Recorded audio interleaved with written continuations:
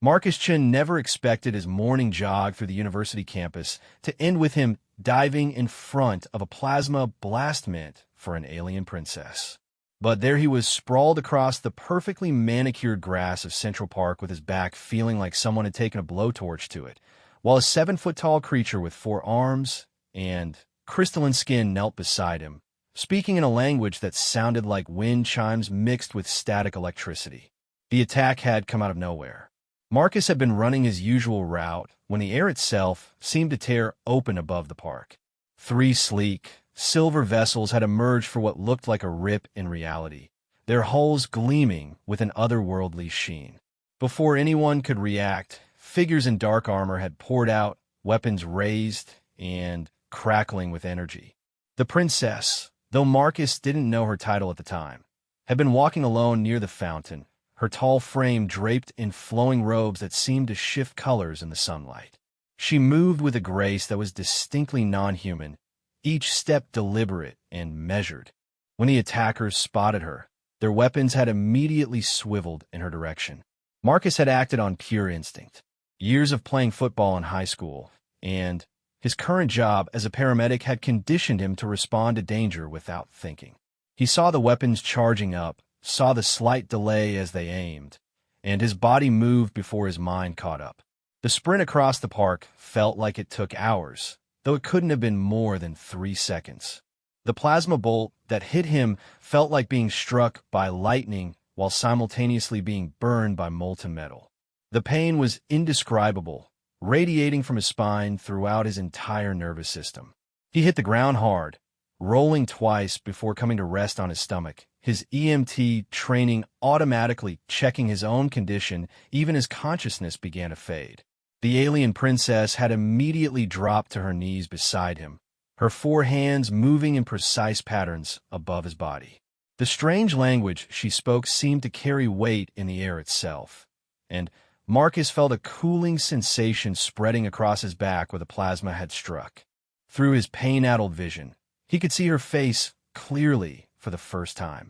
She was beautiful in a way that transcended species. Her features were angular but somehow soft, with large eyes that shifted between gold and silver. Her skin had a translucent quality, like looking at gemstones through clear water, and intricate patterns of light pulsed beneath the surface in rhythm with what he assumed was her heartbeat. When she looked down at him, those eyes were filled with something he recognized despite their alien nature: concern and gratitude.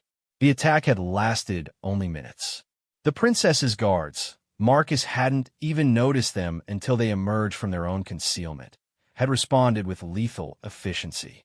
The armored figures who had tried to assassinate her were either dead or captured before Marcus fully lost consciousness. When he woke up, he was in a place that definitely wasn't any hospital he'd ever seen. The room was vast, with walls that seemed to be made of the same crystalline material as the princess's skin. Light moved through them in slow, hypnotic patterns, providing illumination without any visible source. The bed he lay on was more comfortable than anything he'd ever experienced, conforming perfectly to his body while supporting him in ways that felt almost magical. Marcus tried to sit up and was surprised to find that the agonizing pain from his back was completely gone. He reached behind himself, feeling for the injury, but found only smooth, unmarked skin. Not even a scar remained. "The healing chambers of our people are quite effective," a voice said from across the room. Marcus looked up to see the princess approaching. She had changed from her flowing robes into something that looked more practical, a form-fitting garment that still shimmered with that color-shifting property, but allowed for easier movement. "You suffered severe plasma burns across 30% of your dorsal surface. In human terms, you should have died within minutes." Marcus stared at her, his mind struggling to process not just the fact that he was apparently completely healed, but that she was speaking perfect English. How do you know my language?" The princess smiled, and the expression was surprisingly human despite her alien features.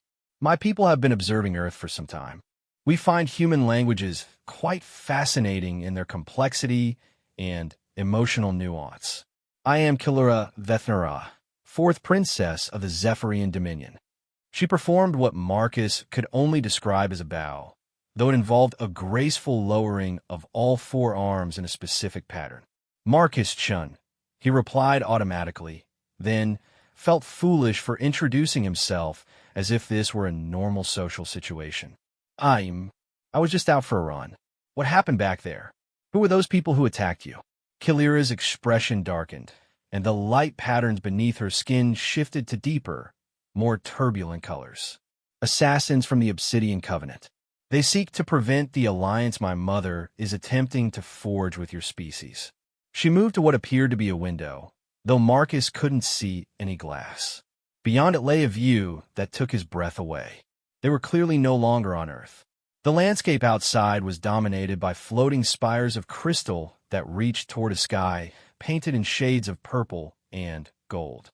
Smaller crystalline structures moved between the spires, following paths of light that seemed to connect the entire city in a vast, three-dimensional web.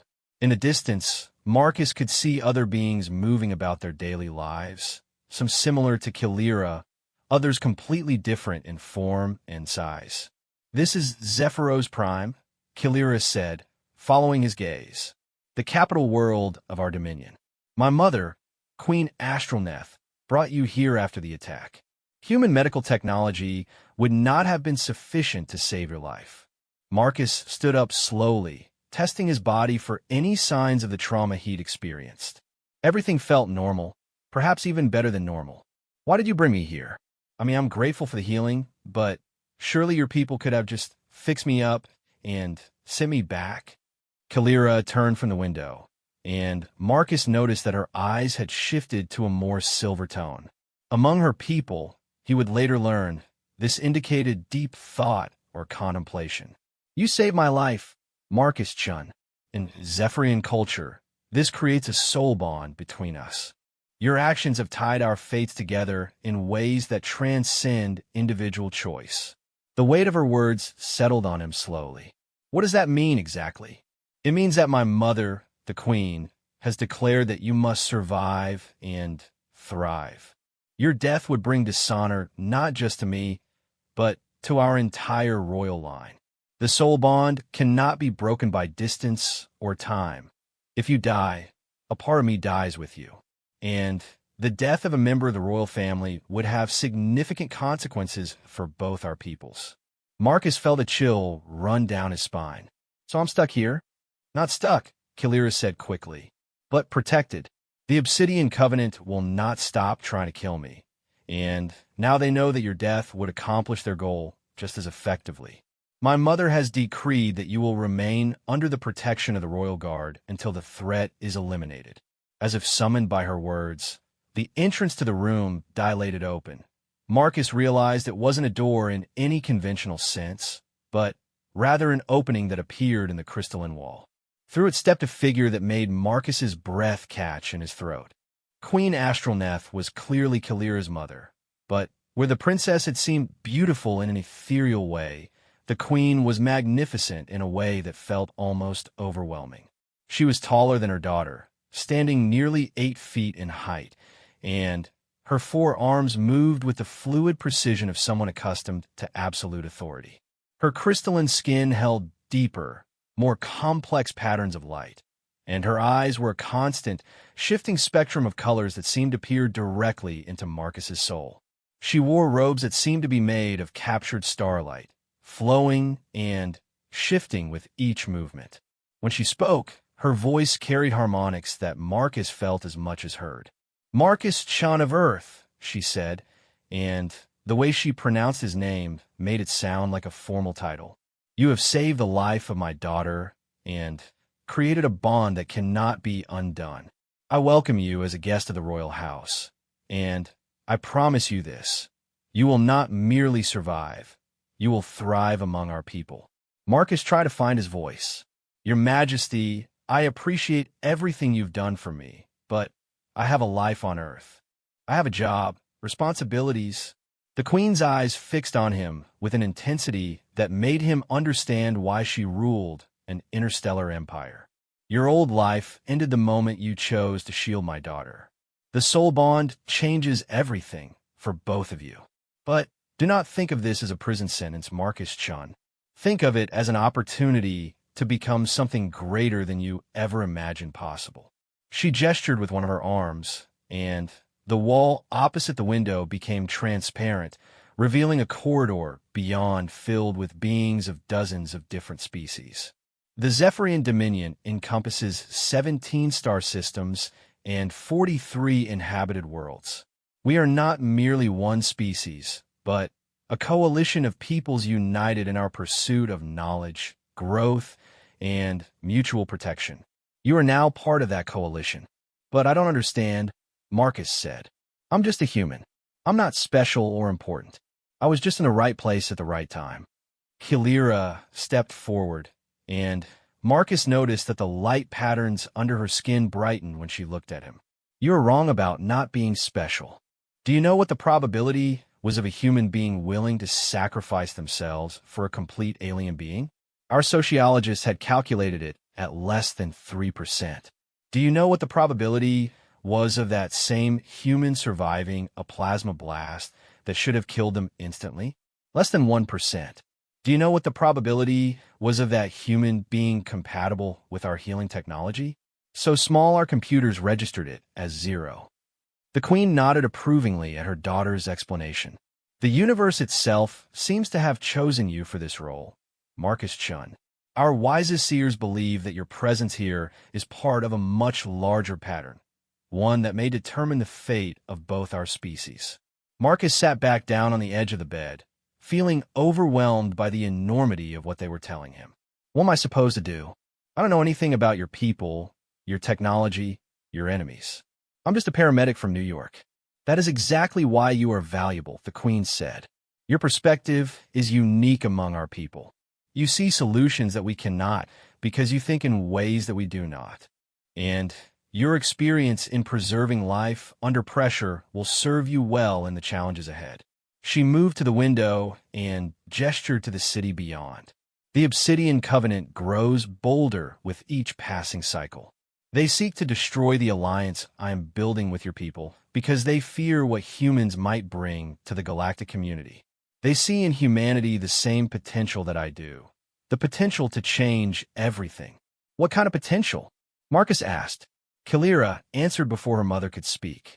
Humans are the only species we have encountered that regularly risk their own lives for complete strangers with no expectation of reward. Most civilizations require genetic similarity, pact bonds, or contractual obligations to motivate such behavior. But humans do it instinctively, as you demonstrated. The Queen continued. Furthermore, human problem-solving approaches often ignore conventional limitations.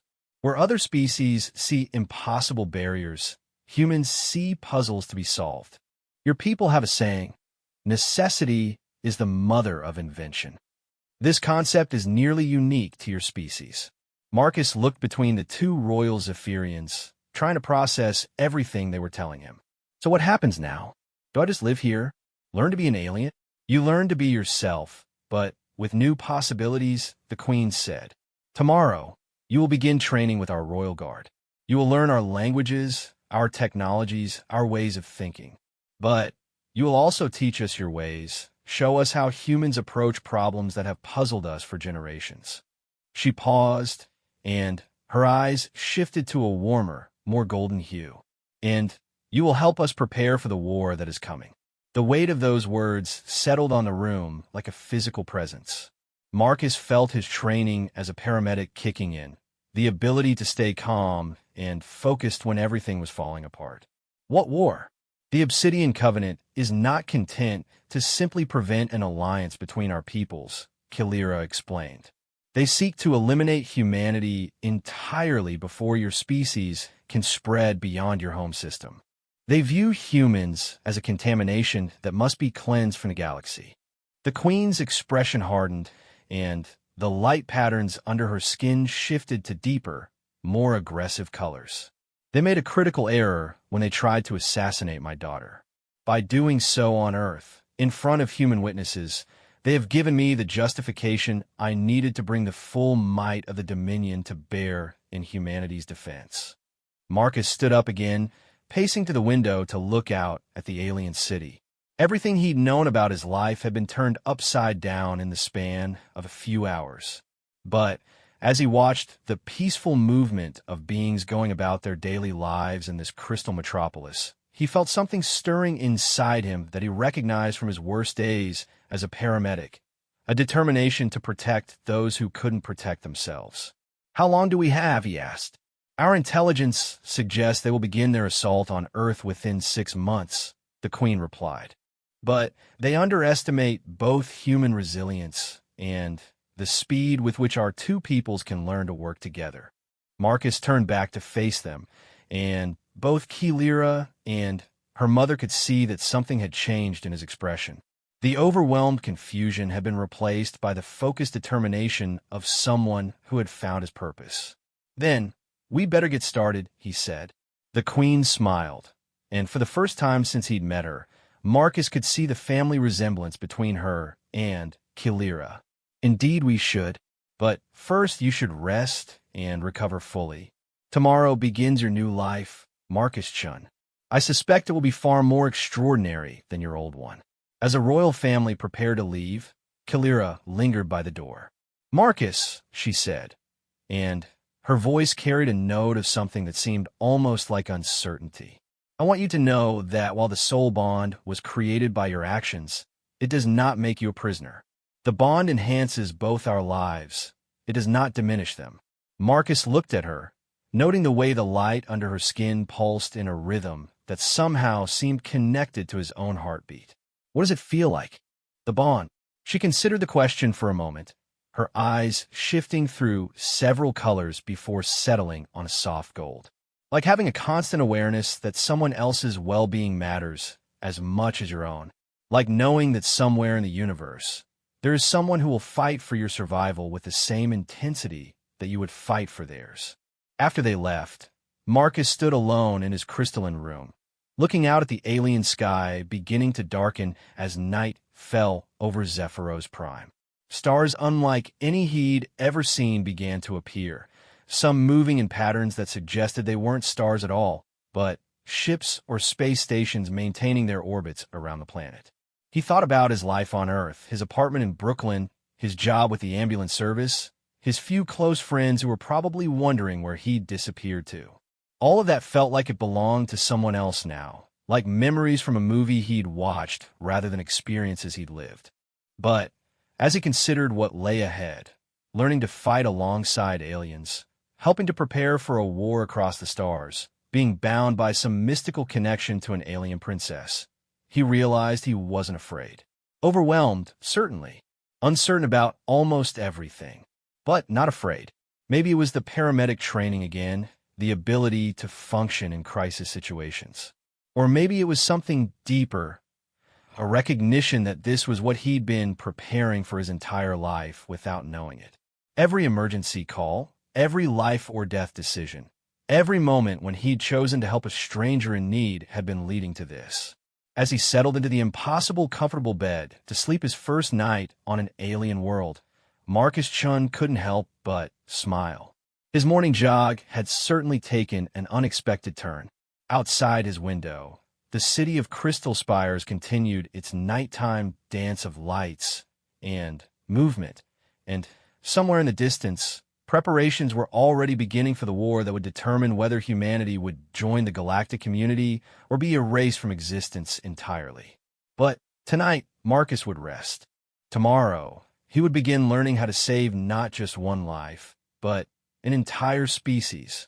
The soul bond pulsed gently in the back of his mind, a warm presence that somehow felt both alien and completely natural.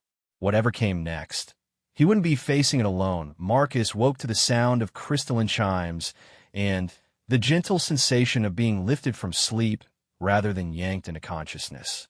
The alien bed had somehow monitored his sleep cycles and chosen the optimal moment to wake him, leaving him feeling more refreshed than he had in years. As he sat up, the walls of his room brightened gradually, mimicking a natural sunrise despite being inside what he was beginning to understand was essentially a living crystal structure. The view outside his window, showed the early morning activity of Zephyros Prime. Beings of various species moving through the light pathways between spires, the graceful dance of transportation pods following their predetermined routes. A soft chime announced someone's arrival, and the wall dilated to admit a figure Marcus hadn't seen before. This being was shorter than the Zephyrians, standing maybe 6 feet tall, with skin that looked like polished obsidian and eyes that glowed with a soft blue light. They wore what appeared to be a uniform of some kind, practical and form-fitting, with various devices attached to a belt around their waist. "Good morning, Marcus Chun," the figure said in accented but clear English. "I am Commander Thralex of the Royal Guard. I have been assigned as your instructor and protector during your time here." Marcus stood, realizing he was still wearing the clothes he'd had on during his jog the day before, though they'd been cleaned and repaired while he slept. "Commander, I wasn't expecting to start training so early." Thralex's expression, insofar as Marcus could read it on such an alien face, seemed amused. "Time is a luxury we do not possess in abundance. The Obsidian Covenant grows more aggressive with each passing cycle. If you are to survive what is coming, we must begin your education immediately." The commander gestured toward what Marcus had taken to be a blank wall. As he watched, it shifted and transformed, revealing a selection of garments that looked specifically designed for his human physiology. These have been prepared according to our records of human anatomy and movement patterns. They will provide protection, environmental regulation, and interface capabilities you will need for your training. Marcus examined the clothing. It looked like a cross between athletic wear and light armor, made from materials that seemed to shift and flow like liquid while maintaining a solid structure. Interface capabilities? The garments are integrated with our information networks, Thralex explained. They will translate languages in real time, provide tactical information during combat training, monitor your health and stress levels, and allow you to communicate with our technology systems through thought and gesture. As Marcus changed into the new clothes, he was amazed by how perfectly they fit and how comfortable they felt.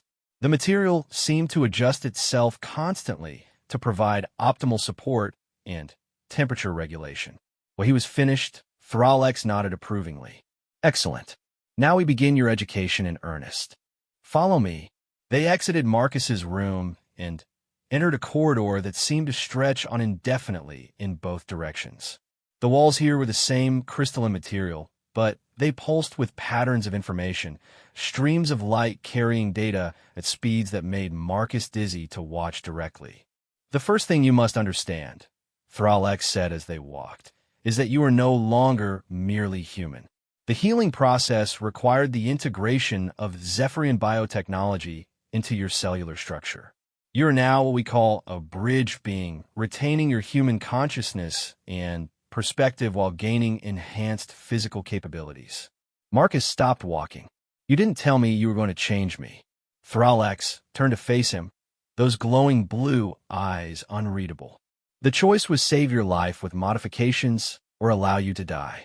Princess Kilira refused to accept your death. Queen Astralneth agreed. The soul bond required that we take extraordinary measures." They resumed walking, and Marcus tried to process this new information. "What kind of capabilities are we talking about?" "Enhanced strength, speed, and reflexes. Improved healing and disease resistance. Extended lifespan. You'll likely live for several centuries now. Most importantly, the ability to interface directly with our technology and to survive in environments that would kill an unmodified human." As they walked, Marcus began to notice other beings moving through the corridors. Some were clearly Zephyrians like Kilira and her mother, but others were radically different. He saw beings that looked like walking trees, others that seemed to be made of living metal, and creatures that appeared to be pure energy contained within crystalline frameworks. "The Dominion is diverse," Thralex observed, noticing Marcus's curiosity. 47 species call these worlds home. Each brings unique perspectives and capabilities to our collective strength. They arrived at a vast circular chamber with multiple levels connected by ramps and pathways that defied conventional physics. Some beings were walking on surfaces that appeared to be walls or ceilings, while others moved through the air itself along streams of light. The primary training facility, Thrall-X announced. Here you will learn combat techniques, technology operation, tactical planning, and cultural integration. But first, you will meet your fellow students. Marcus looked around the chamber and realized that many of the beings present were focusing their attention on him. Fellow students? Did you think you were the only off-worlder being prepared for the coming conflict? A new voice spoke from behind him, speaking perfect English with what sounded like a British accent. Marcus turned to see a figure approaching that looked almost human, but not quite. The being was tall and lean, with pale skin that had a slight bluish tint and eyes that were a vivid purple. Their hair was white silver and seemed to move with a life of its own. "I'm Lieutenant Sarah Vance, formerly of the British Royal Marines," the figure said, extending a hand in a gesture that was reassuringly human. "Though I suppose I'm technically Lieutenant Sarah Vance of the Dominion Naval Forces now." Marcus shook her hand, surprised by how normal the interaction felt. "You're human." "Was human," Sarah corrected. "I was recruited about 6 months ago after an incident involving Covenant raiders attacking a research station in the Outer Hebrides. Died in the attack, actually, but the Dominion's medical technology brought me back with some upgrades." She gestured to her appearance. "The modifications are more extensive in my case. I was dead for nearly an hour before they got to me." "How many of us are there?" Marcus asked. 12 humans so far," Sarah replied, "plus representatives from 6 species that have recently joined the Dominion. We're all what they call bridge candidates, beings who have demonstrated the particular psychological and physical traits needed to serve as links between our peoples and their military." Thrall-X led them toward a group of beings gathered around what appeared to be a 3-dimensional tactical display. "Your first lesson will be in understanding the nature of our enemy. The Obsidian Covenant is unlike any threat our individual species have faced alone." The tactical display showed a map of local space, with various systems marked in different colors. Marcus could see Sol, his home system, highlighted in blue, while several other systems were marked in ominous red. The Covenant believes that the universe belongs to the pure species, those who have never modified themselves or formed alliances with other races, Thrall-X explained. They view diversity and cooperation as weaknesses to be eliminated. In their philosophy, only through racial purity and isolation can a species achieve true strength. Sarah snorted with derision. "Bloody fascists, in other words." "An accurate assessment," Thrall-X agreed. "But fascists with advanced technology and a willingness to commit genocide on a galactic scale. They have already destroyed 17 civilizations that refuse to conform to their ideology." Marcus studied the display, his enhanced vision allowing him to pick out details that would have been invisible to his unmodified eyes. "How many ships do they have?" "Their fleet numbers in the thousands," Thrall-X replied. "But ships alone do not win wars. They rely on terror tactics, striking at civilian populations to break the will of their enemies. They believe that by demonstrating the cost of resistance, they can force surrender without extended conflict." "And you think humans won't surrender?" Marcus asked. A new voice answered from across the group. "Humans are the only species we have encountered that actually become more dangerous when cornered." The speaker was another being Marcus hadn't seen before, tall and insectoid, with 4 arms ending in delicate, precise manipulators. "I am Scholar Warrior Crixtal of the Mantic Collective. My people's analysis of human history suggests that threats of extinction only serve to increase human aggression and innovation." Sarah laughed. "They obviously haven't studied the Blitz or Stalingrad or any number of other times when someone tried to break human will through terror. We're a stubborn species." "Indeed," Thrall-X said. "This is why Queen Astralneth believes that humanity will be crucial to defeating the Covenant. But first, humans must learn to fight on a galactic scale." The commander activated another section of the tactical display, and Marcus found himself looking at a detailed breakdown of Covenant military doctrine. They fight in 3 phases. First, they isolate target systems by destroying communication networks and interdicting trade routes. Second, they demonstrate their power by attacking military installations and orbital infrastructure.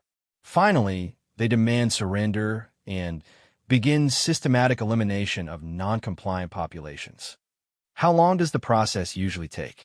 Marcus asked. For most species, between 6 months and 2 years, Thralex replied.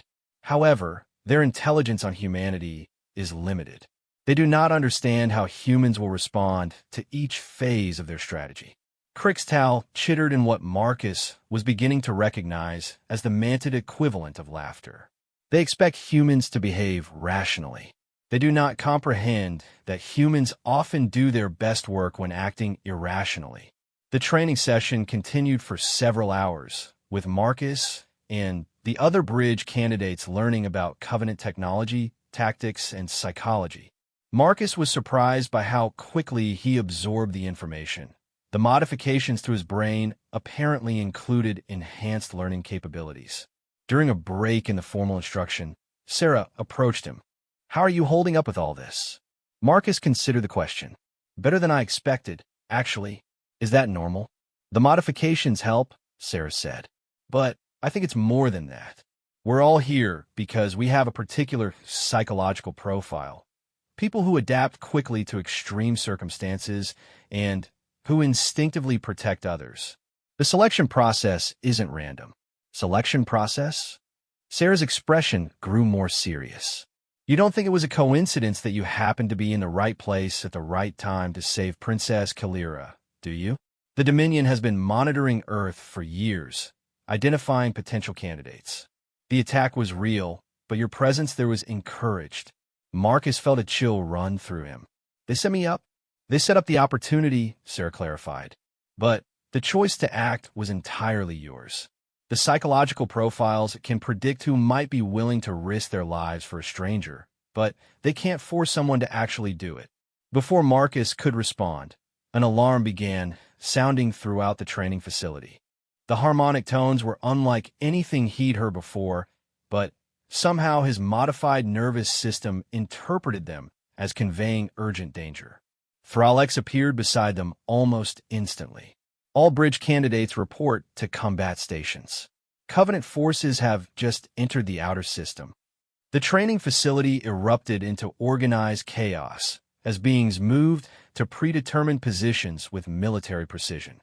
Marcus felt his enhanced reflexes kicking in, his body responding to the emergency, even as his mind struggled to catch up. Is this a drill? He asked as they rushed toward what appeared to be command stations. Negative, Thralex replied grimly.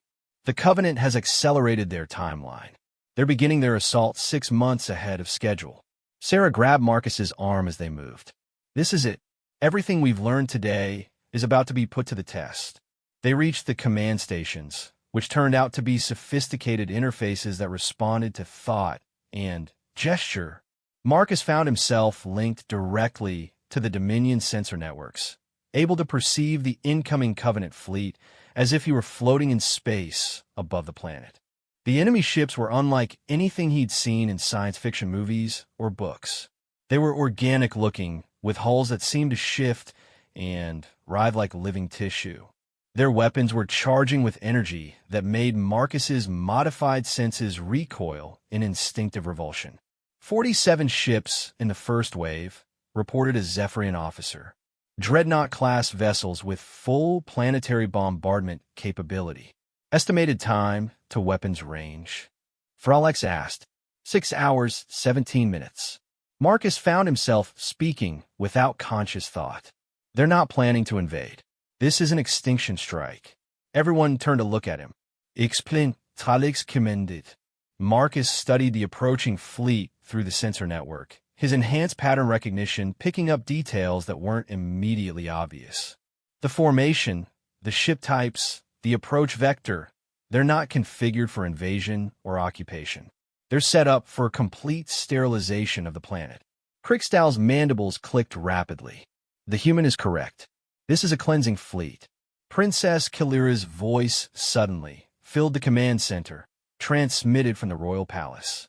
All forces are to prepare for immediate evacuation to the secondary defensive positions. We cannot allow the Covenant to eliminate our bridge candidates.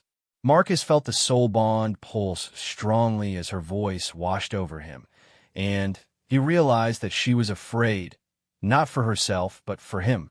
The knowledge that his death would harm her hit him like a physical blow. "No," he said, loud enough for everyone to hear. "We don't run." Thralex's glowing eyes fixed on him. "Explain your reasoning." Marcus found himself thinking with a clarity and speed that his unmodified brain never could have achieved. Running validates their strategy.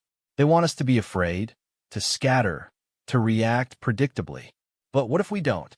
He gestured to the tactical display, and, to his surprise, it responded to his movements, zooming in on specific sections of the approaching fleet. They're expecting us to either surrender or evacuate. What if instead we use their own strategy against them? Sarah was nodding as she followed his reasoning. "You're thinking asymmetric warfare." "Exactly. They want to demonstrate overwhelming power to break our will. But what if we demonstrate that overwhelming power isn't enough? What if we show them that humans and human allies don't break when they're supposed to?" Krickstow began chittering excitedly. A psychological victory, rather than a tactical one, forced them to recalculate their entire strategic assessment of human capabilities. Thralex was quiet for several moments, processing the implications. "You are suggesting that we make our stand here on Zephyros Prime, rather than retreating to preserve our forces." "I'm suggesting we prove that humans don't abandon their friends when the odds are bad," Marcus said. "And maybe we show the Covenant that they've underestimated what happens when different species work together." The command center fell silent, except for the steady stream of incoming tactical data. Marcus could feel the weight of the decision hanging in the air, not just for him and the other bridge candidates, but for the entire future relationship between humanity and the galactic community. Finally, Princess Kalira's voice returned. "The Queen has heard your proposal, Marcus Chun. She is intrigued by your reasoning." A new voice joined the communication. Queen Astralneth herself. "Bridge candidate Chun, you propose to risk not only your own life, but the lives of all the bridge candidates on the psychological impact of an unexpected response." Marcus took a deep breath, feeling the modifications in his body providing perfect oxygenation to his enhanced brain. "Your Majesty, I propose that we show the Obsidian Covenant what happens when they threaten a species that evolved learning to hunt mammoth with pointed sticks. We may not have their technology or their numbers, but we have something they don't understand, which is, we're too stupid to know when we're beaten."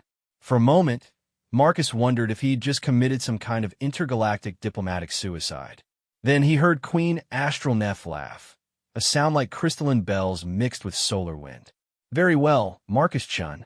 We will make our stand. All evacuation orders are rescinded. Instead, we prepare to show the Covenant the meaning of the human phrase 'come and take it.'" As the communications ended and the command center burst back into activity, Marcus realized that his new life had just taken another dramatic turn.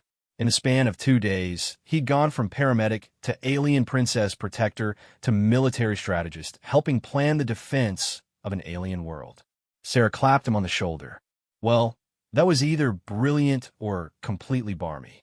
I suppose we'll find out which in about 6 hours." Marcus watched the Covenant fleet continuing its approach, their organic ships growing larger on the displays with each passing minute. "Sarah?" "Yes. Next time I go for a jog, remind me to pick a safer route." Despite everything, Sarah laughed. "Not bloody likely. This is the most alive I've felt since I died." As the countdown to battle continued, Marcus found himself thinking about his old life on Earth, his quiet apartment, his routine calls as a paramedic, his simple morning jogs through Central Park. All of that seemed like it had belonged to someone else, someone who had never seen the stars and never understood that the universe was vast and full of wonders and terrors in equal measure. But as he prepared to help defend an alien world against genocidal fanatics, Marcus realized he wouldn't change any of it. This was what he'd been meant to do all along: stand between the innocent and those who would harm them, no matter the cost. The soul bond pulsed in the back of his mind, and he knew that somewhere in the royal palace, Princess Kalira was preparing for battle as well. Whatever happened in the next few hours, they would face it together. The Obsidian Covenant had made a critical error. They'd given humanity a chance to prove what it could do when it had alien friends to protect. Marcus Chun smiled grimly as he prepared for his first space battle. This was going to be interesting. The next 4 hours passed in a blur of preparation that challenged everything Marcus thought he knew about military organization. Instead of the rigid hierarchies he'd expected, the Dominion forces operated more like a vast, coordinated organism, with information flowing instantly between all participants and decisions being made at the speed of thought. Marcus found himself assigned to what Commander Thralex called a Tactical Innovation Unit, essentially a group of the most unpredictable beings in the Dominion military, tasked with developing solutions that the enemy wouldn't anticipate. Along with the other human bridge candidates, he worked alongside representatives from species that thought in ways that defied conventional logic. The Covenant's tactical doctrine assumes rational behavior, explained Dr. Veltar, a being that looked like a cross between a jellyfish and a computer terminal floating in a tank of luminescent fluid. They calculate optimal responses and plan accordingly. But optimal responses are predictable. Sarah was studying the approaching Covenant fleet through the enhanced sensor networks. They're maintaining perfect formation. Textbook approach vector. They're not even trying to hide their intentions. Why should they? Asked another human bridge candidate. Marcus had learned his name was James Rodriguez, a former Navy SEAL who'd been recruited after single-handedly holding off Covenant infiltrators at a research facility in Antarctica. They've never encountered serious resistance before. Marcus was interfacing directly with the Dominion's tactical computers, using his enhanced cognitive abilities to process vast amounts of data about Covenant ship movements and energy signatures. What he found was both encouraging and terrifying. They're not just confident, he realized. They're bored. Look at these communication patterns. They're running standard drills during approach. This is routine for them. Routine can become weakness if disrupted. What would break their routine most effectively? Before anyone could answer, Princess Kalira's presence filled the tactical center. Marcus felt the soul bond react to her proximity, bringing with it a flood of information about her emotional state. She was afraid, but also excited, and underneath it all was a fierce determination that reminded him of his own feelings before particularly difficult emergency calls. Status report, she requested, though Marcus sensed through their connection that she already knew most of what was happening. The Covenant is maintaining standard approach protocols, Thralex reported. They show no indication of expecting resistance beyond token defensive measures. Kalira nodded, her 4 arms moving in precise patterns as she interfaced with the tactical systems. My mother has authorized the implementation of any strategies proposed by the bridge candidates, regardless of how unconventional they might be. Marcus felt something click into place in his enhanced mind, a pattern he hadn't seen before. Princess, can you show me the historical data on their previous attacks? The air above the tactical center filled with holographic representations of 17 different star systems, each showing the progression of a Covenant assault from beginning to end. Marcus studied them with his enhanced perception, looking for patterns within patterns. There, he said suddenly, pointing to a specific sequence. They always do the same thing. Arrive in overwhelming force, demonstrate power, demand surrender. When surrender is refused, they begin systematic bombardment, starting with military targets. Correct, Kalira said. This is established Covenant doctrine. But what if we surrender? The entire tactical center fell silent. Marcus could feel waves of shock, confusion, and anger coming from the various beings present. Explain, Thralex said in a dangerously quiet voice. Marcus was thinking faster than he ever had in his life, seeing possibilities and connections that his unmodified brain never could have processed. Not really surrender. But what if we make them think we're surrendering? What if we break their routine by giving them exactly what they expect to get, but not when they expect to get it? Sarah's eyes widened as she followed his reasoning. You want to sucker them into a trap. Better than that, Marcus said, his excitement growing. I want to sucker them into multiple traps simultaneously. James, your Navy, what's the most dangerous moment for an assault force? Rodriguez answered immediately.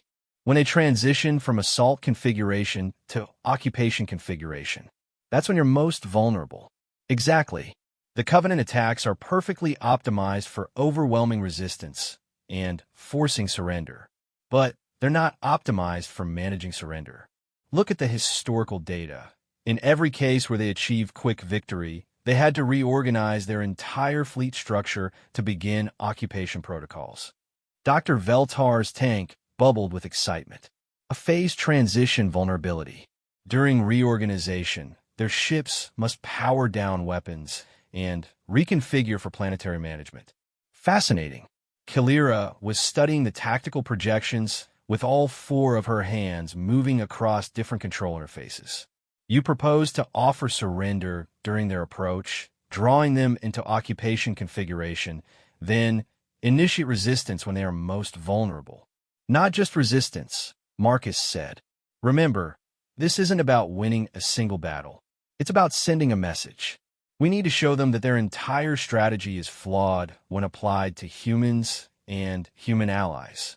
Crixtal began chittering rapidly, his mandibles clicking in excitement. Yes, we demonstrate that humans do not follow expected behavioral patterns. Even in surrender, humans remain dangerous. But it has to be convincing, Sarah pointed out. If they suspect deception, they'll just proceed with bombardment. Marcus nodded, which means we actually have to surrender. Really surrender. Give them everything they ask for. Let them take control of our defensive systems.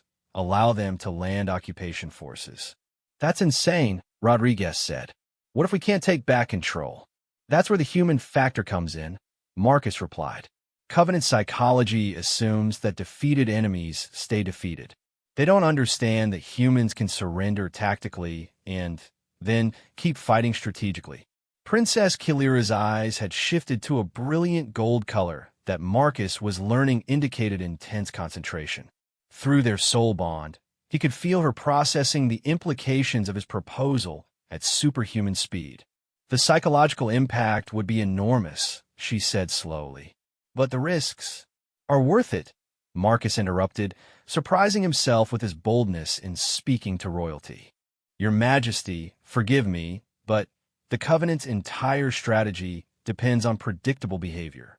They've conquered 17 civilizations using the exact same playbook. If we prove that playbook doesn't work on humans, they'll have to develop entirely new strategies for every other species they encounter, Kalira finished. Because they'll never know if their enemies might have learned human tactics. Commander Thrall-X was running rapid calculations on the tactical computers. The plan has a 67% probability of catastrophic failure, but a 23% probability of complete strategic success. The remaining 10% represents scenarios where partial success leads to extended conflict. Those are terrible odds, Rodriguez pointed out. Those are fantastic odds, Sarah countered. Considering we were facing 100% probability of complete annihilation under conventional defensive strategies. Marcus felt the soul bond pulse as Princess Kalira made her decision. A moment later, Queen Astralnetha's presence filled the tactical center through the communications system. Marcus Chun, your proposal has been analyzed by our best strategic minds. They consider it either brilliant or completely insane. Your Majesty, Marcus replied, in my experience, those are often the same thing. The Queen's laughter was like the sound of crystal wind chimes in a gentle breeze. Indeed. Very well. We will implement your strategy. All forces will prepare for what the humans call a false surrender, followed by immediate guerrilla warfare. What followed was the most intense 2 hours of Marcus's life. The entire Dominion defense network had to be reconfigured to appear as though it was shutting down in preparation for surrender, while actually being reorganized for coordinated surprise attacks. Ships that had been prepared for conventional battle were instead loaded with boarding parties and stealth technology. Ground forces were repositioned to appear defeated while actually being optimized for urban warfare and sabotage. Marcus found himself at the center of the coordination effort, his human perspective helping to identify weaknesses in Covenant occupation doctrine that other species had missed. His enhanced cognitive abilities allowed him to process tactical data from dozens of simultaneous operations while maintaining awareness of the overall strategic picture. Covenant fleet has reached optimal bombardment range, reported the sensor officer. They are maintaining formation and charging weapons. Begin surrender transmission, ordered Princess Kalira. The message went out across all frequencies, in the Covenant's own language, following the exact protocols they used in their occupation manuals. Marcus had helped craft the wording to sound appropriately defeated and submissive while containing subtle indicators that would appeal to Covenant's psychological preferences. For several tense minutes, there was no response. Then, the Covenant fleet began to change formation, their ships moving from assault configuration to the more dispersed pattern used for planetary occupation. "They're buying it," Sarah whispered. "Phase 1 complete," Marcus said.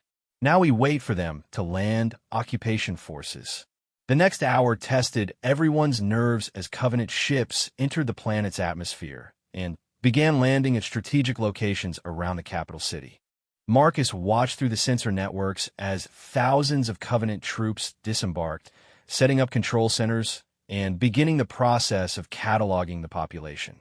Through his connection to the tactical networks, Marcus could observe individual Covenant soldiers going about their duties with the casual efficiency of beings who had done this hundreds of times before. They showed no wariness, no expectation of resistance. To them, this was just another routine conquest. "Ground forces report ready for Phase 2, Commander Thralex announced. Marcus took a deep breath, feeling the weight of what they were about to attempt.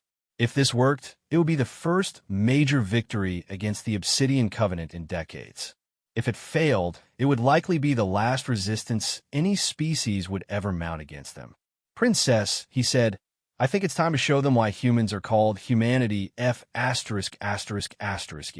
Kalira's eyes shifted to a brilliant silver color, and through their soul bond Marcus felt her fierce joy at the coming battle. Indeed. Begin Phase 2. The word went out across every Dominion communications channel simultaneously. Surprise. What happened next would later be studied in military academies across 17 star systems as the perfect example of how to turn apparent defeat into complete victory. The Covenant occupation forces suddenly found themselves surrounded by enemies who were supposed to be defeated and docile. Dominion troops erupted from concealment in buildings, sewers, maintenance tunnels, and hidden chambers that the Covenant scanners had somehow missed. Their weapons, which were supposed to have been surrendered, began firing from unexpected angles with devastating effect. In space, the Covenant fleet discovered that the orbital defense platforms they thought they had disabled were still very much functional. Worse, they were now surrounded by Dominion ships that had been disguised as debris or hidden behind cloaking fields. But the most psychologically devastating aspect of the attack was its coordination. Every Covenant position was hit simultaneously, with precision that indicated the entire surrender had been an elaborate deception planned in advance. The species that was supposed to be impulsively emotional and strategically naive had just executed one of the most sophisticated military deceptions in galactic history. Marcus watched the battle unfold through dozens of different sensor feeds simultaneously, his enhanced mind processing the data faster than any normal human could have managed. What he saw was beautiful in its terrible efficiency. "Covenant command ship is requesting immediate reinforcements," reported the communications officer. "They're transmitting full tactical assessments to their fleet command." "Let them," Princess Kalira said with satisfaction. "The more detailed their reports, the more thoroughly we disprove their assumptions about human behavior. The battle lasted only 3 hours. When it was over, 31 Covenant ships had been destroyed, and 16 more had been captured. The surviving Covenant forces were in full retreat, transmitting what Marcus could only describe as panicked reports to their superiors. "Victory confirmed," announced Commander Thralex. "Covenant forces are withdrawing from the system." The celebration that erupted throughout the tactical center was unlike anything Marcus had ever experienced. Beings of a dozen different species were embracing, chittering, singing, and expressing joy in ways that transcended language barriers. Through his enhanced senses, he could feel the emotional resonance of their shared triumph. But what struck him most was the way they included him in the celebration. Despite being the newest arrival, despite being a member of a species they'd only recently contacted, he was treated as a full partner in the victory. When Princess Kalira approached him, all 4 of her arms extended in what he recognized as the highest form of respectful greeting among her people. He felt the soul bond surge with emotions too complex for words. "Marcus Chun," she said, and her voice carried harmonics that his modified hearing interpreted as profound gratitude and admiration. "You have given us something we had not possessed in decades: hope." "We all did this together," Marcus replied. "I just suggested a different perspective. A perspective that saved not just our lives, but potentially the lives of countless beings across the galaxy," Queen Astralneth said, arriving to join the celebration. "The Covenant will now have to reconsider their entire strategic doctrine. They can no longer assume that any species will behave predictably under pressure." Dr. Veltar bubbled excitedly in his tank. "The psychological impact extends beyond military considerations. This victory demonstrates that species cooperation can achieve results impossible for any individual civilization." Marcus looked around at the diverse collection of beings who had worked together to pull off this impossible victory. A few days ago, he'd been a paramedic whose biggest worry was whether he'd have time for coffee between calls. Now he was apparently a key figure in an interstellar war. "What happens next?" he asked. "Now we prepare for their real attack," Sarah said grimly. "This was just their advance force. When word gets back to Covenant High Command, they're going to come at us with everything they have." "Let them," Marcus said, surprising himself with the confidence in his voice. "Today we proved that humans don't fight the way other species fight. When they come back, we'll prove that humans don't give up the way other species give up." Princess Kalira's eyes shifted through several colors before settling on a warm gold that Marcus was learning indicated deep affection. "The soul bond has changed us both, Marcus. Your courage has strengthened my resolve, just as my knowledge has enhanced your capabilities." "What does that mean for the war?" "It means," said Queen Astralneth, "that when the Covenant returns, they will face not just human ingenuity or Zephyrian technology, but something entirely new, the hybrid vigor that comes from true partnership between species." As the celebration continued around them, Marcus found himself thinking about the implications of what they'd accomplished. The victory was significant, but more important was what it represented: proof that cooperation between different forms of intelligence could create possibilities that neither could achieve alone. Through the soul bond, he sensed that Princess Kalira was having similar thoughts. The connection between them had grown stronger during the battle, creating a form of tactical awareness that enhanced both of their abilities. What had started as a mystical bond created by a sacrifice was evolving into something that might represent the future of interstellar cooperation. "Princess," he said, "I think we're going to need more bridge candidates." Kalira smiled, an expression that was becoming beautifully familiar despite her alien features. "Indeed, I believe it is time to accelerate Earth's integration into the galactic community."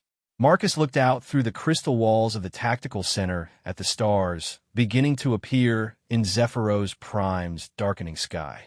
Somewhere among those stars, the Obsidian Covenant was regrouping and planning their next move. But for the first time since this all began, Marcus wasn't afraid of what they might bring.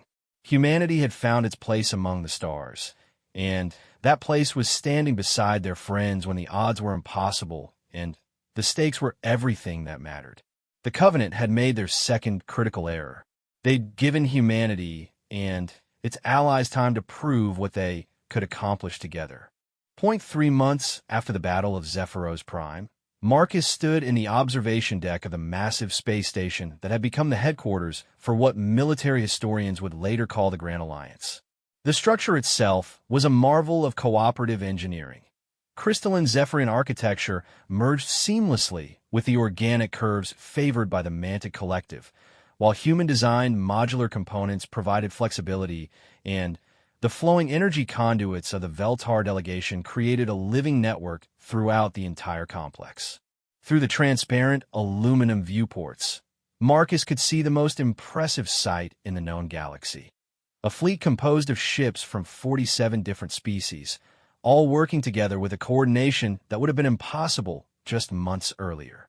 The vessels ranged from the elegant crystal spears of the Zephyrian Navy to the Baroque biological constructs of the hive minds, with human ships, hastily but cleverly modified Earth vessels, providing tactical flexibility and innovative solutions to logistical challenges.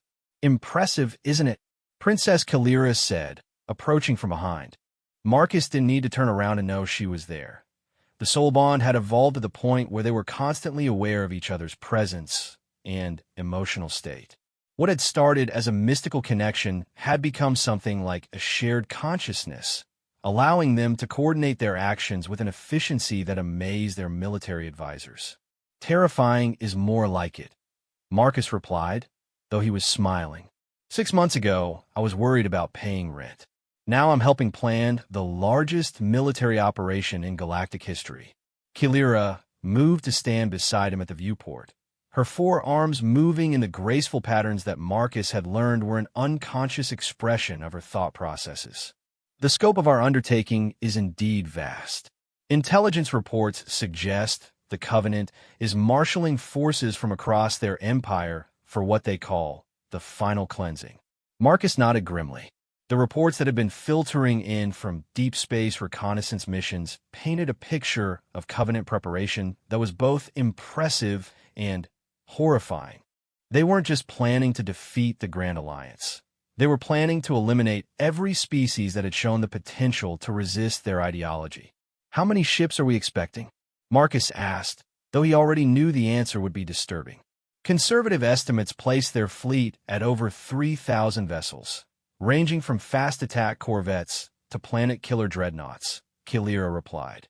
Their strategy appears to be overwhelming force applied simultaneously across all our major worlds.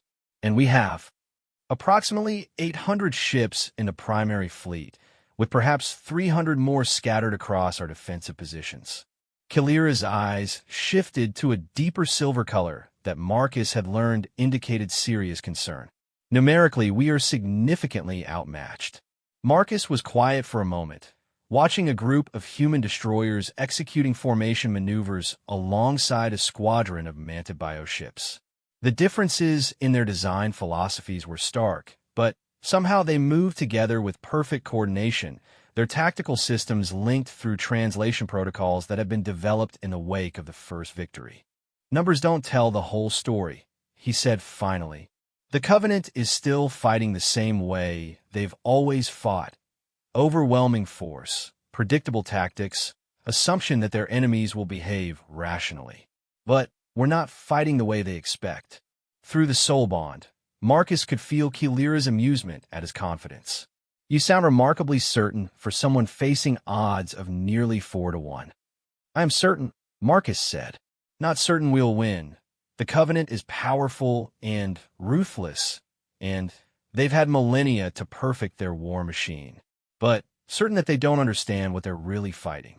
As if summoned by their conversation, Commander Thralex appeared in the observation deck, his obsidian features bearing an expression that Marcus had learned to interpret as grim satisfaction. The final tactical briefings are complete, he announced. All fleet commanders have been updated on the revised strategy. The Covenant will arrive within 36 hours. Marcus turned away from the viewport, his enhanced senses automatically cataloging the emotional states of everyone present.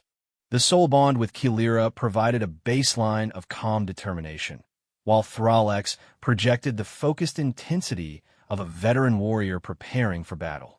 Throughout the station, Marcus could sense the same mixture of fear and resolve that he remembered from his worst days as a paramedic. The knowledge that terrible things were about to happen, coupled with absolute commitment to doing everything possible to prevent them. Any last-minute intelligence updates? Kilira asked. Several items of significance, Thralex replied, activating a holographic display that showed the approaching Covenant fleet. First, they have modified their standard approach doctrine based on our tactics at Zephyros Prime. They are maintaining battle formation throughout their approach, with no transition to occupation configuration planned until after complete military victory. They learned from their mistake, Marcus observed. Good. That means our first victory actually had the psychological impact we wanted. Second, Thralex continued, they are bringing weapons we have not seen before. Energy signatures suggest planet crackers, devices capable of shattering worlds through tectonic disruption. Marcus felt a chill run through him, and, through the soul bond, he sensed Kilira's similar reaction. They're not planning to conquer this time. They're planning to exterminate. Correct. This is no longer an occupation force. It is an extermination fleet designed to eliminate all trace of our alliance from a galaxy. The holographic display shifted to show tactical projections of the coming battle. Marcus studied the formations with his enhanced cognitive abilities, processing thousands of variables simultaneously. What he saw was exactly what he'd expected. Overwhelming force arranged according to doctrine that had been perfected through countless victories. They're so confident, he realized. Look at this formation. They're not even trying to compensate for unexpected tactics. They think sheer firepower will be enough. Won't it be? Thralex asked pointedly. Marcus was quiet for a long moment, his mind working through possibilities and probabilities at superhuman speed. The modifications to his neural system allowed him to consider multiple strategic scenarios simultaneously while maintaining awareness of the emotional and psychological factors that purely logical analysis might miss. Not if we do what humans do best, he said finally, which is change the rules of the game. Before either Thralex or Kilira could ask what he meant, Marcus was moving toward the station's central command center. The soul bond carried his sudden excitement and determination to the princess, who followed immediately, while Thralex trailed behind with the patient resignation of a military officer who had learned to expect the unexpected from human tactical thinking. The command center was a vast spherical chamber at the heart of the station, with control interfaces arranged in three-dimensional patterns that allowed beings of different physiologies to work together efficiently. Representatives from all 47 allied species were present, each contributing their unique perspectives to the collective tactical awareness. Marcus moved to the central coordination platform, his enhanced nervous system automatically interfacing with the station's tactical computers. Through the distributed sensor network, he could perceive the approaching Covenant fleet with a clarity that felt almost like being physically present in space. Show me the Covenant advanced formations again, he requested. The holographic display materialized around him, placing him virtually at the center of the enemy fleet. Marcus studied their movements, their energy signatures, their communication patterns. Everything was exactly as he'd expected. Textbook Covenant doctrine executed with mechanical precision. They're fighting the last war, he realized. Their entire strategy is based on defeating enemies who think the way their previous opponents thought. Elaborate, requested Queen Astralneth, her voice carrying through the command center's communication system from the royal palace. Your Majesty, the Covenant has never faced an enemy that actively wanted them to achieve tactical superiority. Marcus explained, his hands moving across the tactical interfaces as his enhanced mind processed vast amounts of strategic data. Every species they've conquered tried to match their strength with strength, their numbers with numbers, their technology with technology. Princess Kilira was following his reasoning through the soul bond, her own enhanced intellect working in parallel with his. But humans approach warfare differently. Humans cheat, Sarah's voice added as she joined the conference from her position aboard one of the human vessels. We break rules, we ignore conventions, and we turn our enemies' strengths against them. Marcus nodded, his excitement growing as the tactical solution became clear in his mind. The Covenant fleet is optimized for overwhelming firepower and perfect coordination. Those strengths become weaknesses if you know how to exploit them. Explain your strategy, Queen Astralneth commanded. Marcus took a deep breath, knowing that what he was about to propose would sound insane to anyone who hadn't spent their life learning to function in impossible situations. We lose, completely and catastrophically. We let them destroy our fleet, shatter our defenses, and achieve total tactical victory. The command center fell completely silent. Through the soul bond, Marcus could feel Kilira's initial shock giving way to understanding as she followed the implications of his plan. And then, Thrall-X asked in a carefully neutral voice. Then, we show them that defeating our military was the easy part, Marcus replied. The hard part is dealing with 47 species worth of civilians who have learned human-style guerrilla warfare and who are really angry about having their homes destroyed. The silence stretched for several more seconds before Sarah's laughter echoed through the communication system. Bloody brilliant. You want to lose the battle so decisively that they think they've won the war. More than that, Marcus said, his hands continuing to work across the tactical displays as he refined the strategy in real time. I want them to think they've achieved such a complete victory that they can safely disperse their forces for occupation duties. And then we demonstrate that humans don't stay defeated. Princess Kilira finished, her voice carrying harmonics of fierce approval. We turn every world they try to occupy into a nightmare of resistance. Dr. Veltar's tank began bubbling with excitement. A strategic deception spanning multiple theaters of operation. Fascinating, but the casualties involved in allowing them to achieve tactical victory will be minimized through coordinated evacuation protocols and defensive depth, Marcus replied. We're not really going to let them destroy everything. We're going to let them think they've destroyed everything while we relocate our essential assets and personnel to prepare positions. Commander Thrall-X was running rapid calculations through the tactical computers. The logistics of such an operation, the coordination required, the precision timing necessary to withdraw forces without revealing the deception. It's impossible, Marcus agreed cheerfully, which is exactly why it will work. The Covenant will never expect us to attempt something that ambitious because no rational military force would even try it. But we're not rational, Sarah added. We're human, and we've taught our allies to be irrational too. Queen Astralneth's presence filled the command center as she considered the proposal. Marcus Chun, you are asking me to authorize the apparent destruction of our entire military force and the abandonment of our most important worlds. Yes, Your Majesty. And you believe this will lead to ultimate victory. I believe it will lead to the Covenant making their third and final critical error, Marcus replied. They'll think they've won. For long moments, the only sounds in the command center were the quiet hum of technology and the distant vibrations of the massive space station maintaining its position. Marcus could sense the weight of the decision pressing down on everyone present, not just the immediate tactical choice, but the recognition that this moment would determine the future of dozens of civilizations. Finally, Queen Astralneth spoke. Very well. All forces will prepare for what the humans call a strategic withdrawal. We will give the Covenant the victory they expect, and then we will teach them why that victory was the worst mistake they could have made. The next 30 hours passed in a frenzy of coordination that pushed the Grand Alliance's logistical capabilities to their absolute limits. Ships had to be repositioned to create the appearance of standard defensive formations, while actually being arranged for maximum withdrawal efficiency.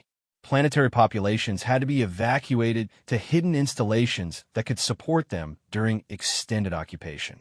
Most challenging of all, The deception had to be maintained across hundreds of thousands of military personnel and billions of civilians.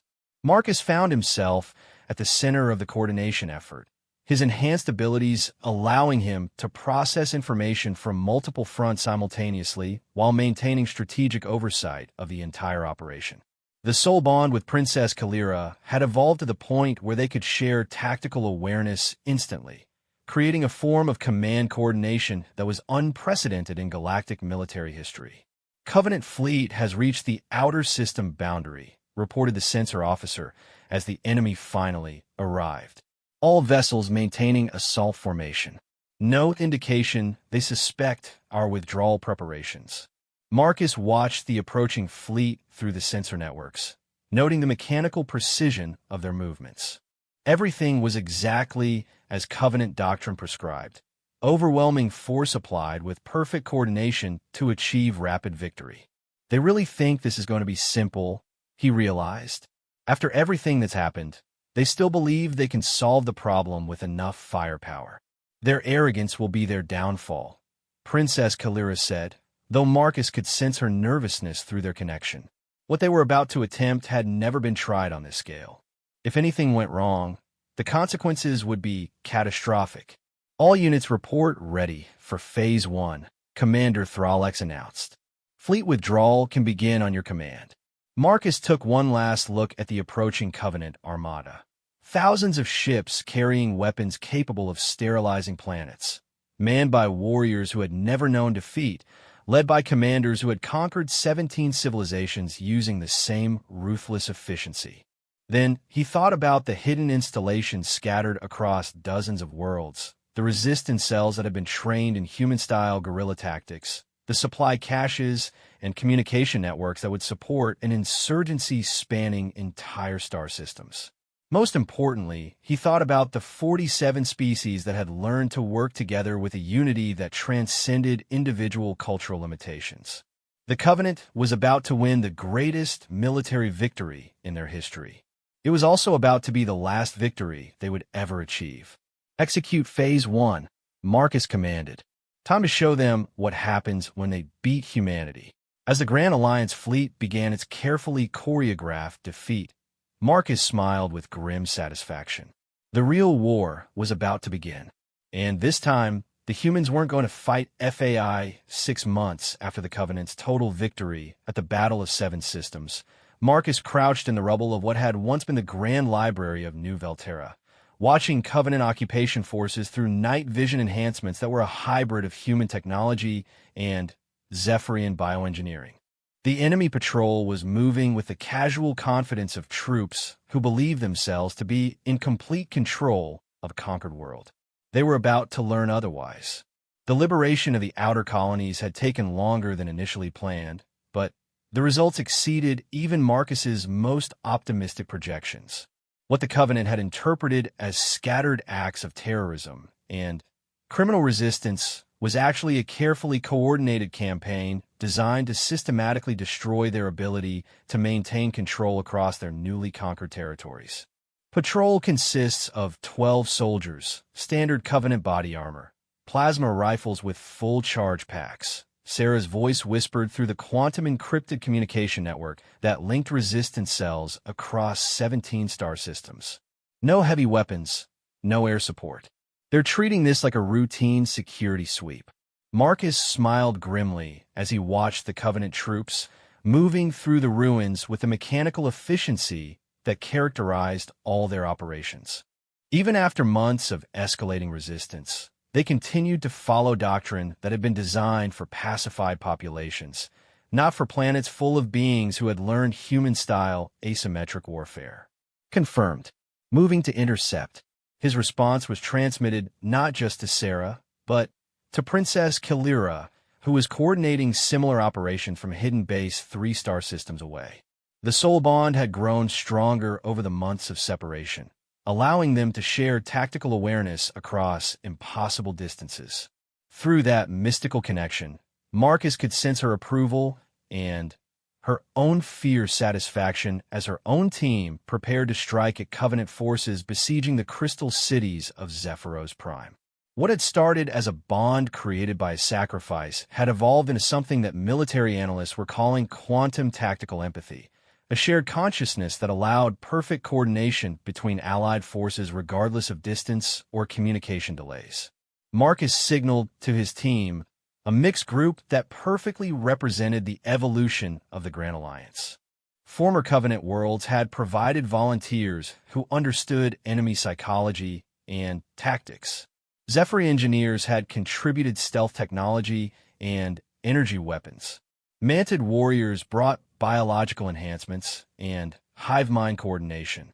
And human tactical philosophy had taught them all how to turn conventional military thinking inside out. The attack lasted exactly 97 seconds. The Covenant Patrol had no time to call for reinforcements, no opportunity to activate their emergency protocols, and no chance to understand what had happened before it was over. When the smoke cleared, 12 enemy soldiers were dead, and their equipment had been redistributed to resistance fighters who would put it to much better use. But the real victory wasn't the tactical success of a single ambush. The real victory was that identical attacks had taken place simultaneously on 43 different worlds, each time to create the maximum psychological impact on Covenant Command.